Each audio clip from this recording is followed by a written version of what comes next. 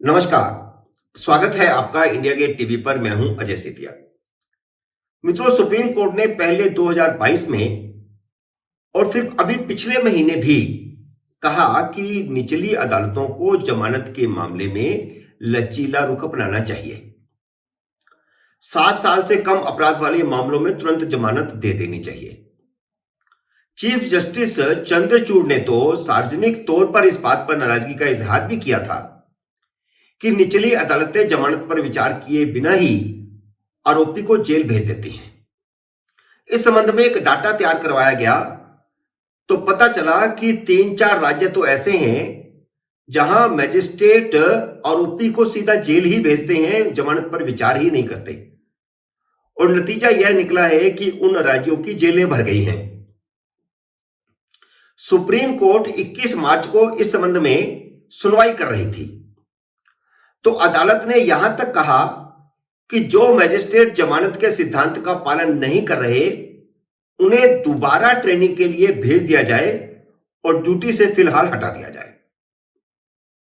इस बात का उल्लेख मैं इसलिए कर रहा हूं क्योंकि 31 मार्च को जब दिल्ली की सीबीआई कोर्ट के जज एम.के. नागपाल दिल्ली के पूर्व शराब मंत्री मनीष सिसोदिया की जमानत याचिका अस्वीकार कर रहे थे तो सुप्रीम कोर्ट का यह निर्देश उनके ध्यान में था।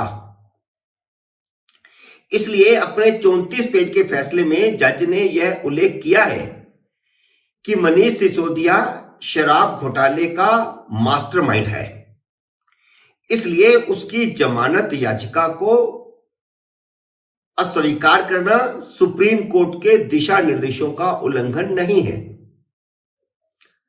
स्पेशली इसका मेंशन किया गया है फैसले में। आमतौर पर निचली अदालत के आदेश 1 पेज या 2 पेज के होते हैं और ज्यादा से ज्यादा 3 पेज, इससे बड़े आदेश नहीं होते।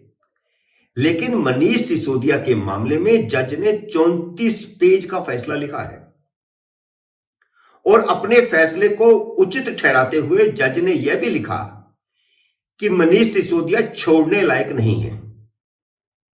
एक तरह से अगर हम आम बोलचाल की भाषा में कहें तो कोर्ट ने यह कहा कि वह इतना धूर्त है कि अगर उसे रिहा किया गया तो वह सरकारी गवाह बन चुके दिनेश अरोड़ा को अपने दबाव में लाकर सरकारी गवाह बनने से मुकरने का दबाव बना सकता है, या वह मनीष सिसोदिया के साथ षड्यंत्र का हिस्सा रहे विजय नायर और अभिषेक पर भी दबाव बना सकते हैं। जमानत अस्वीकार करने वाले अपने 34 पेज के आदेश में जज ने लिखा है कि सीबीआई ने जो सबूत पेश किए हैं उनके मुताबिक मनीष सिसोदिया खुद 90 से 100 करोड़ रुपए के शराब घोटाले का मास्टरमाइंड था, जिसे शराब नीति बनाते समय एडवांस में दिया गया था। और इस 90 से 100 करोड़ के बीच में से 20 से 30 करोड़ रुपया षड्यंत्र में शामिल बाकी तीनों लोगों को मिला।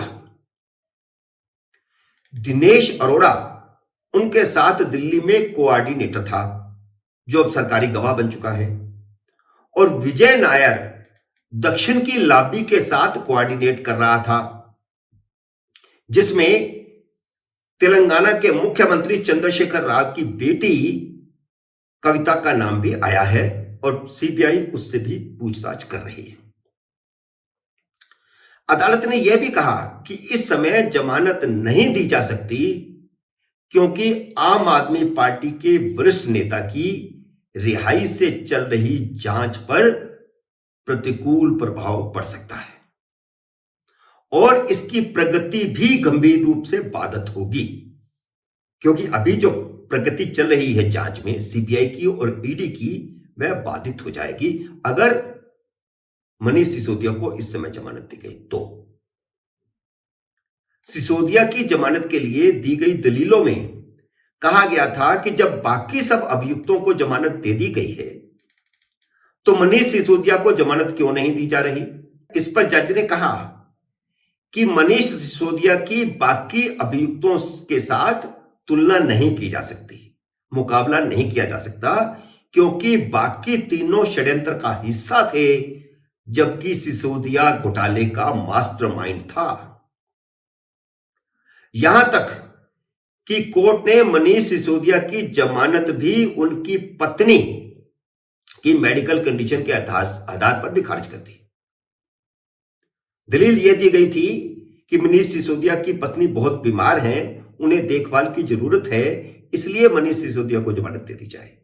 एक दलील यह भी थी कई दलीलों में से, लेकिन अदालत ने इस प्रार्थना को भी अस्वीकार किया।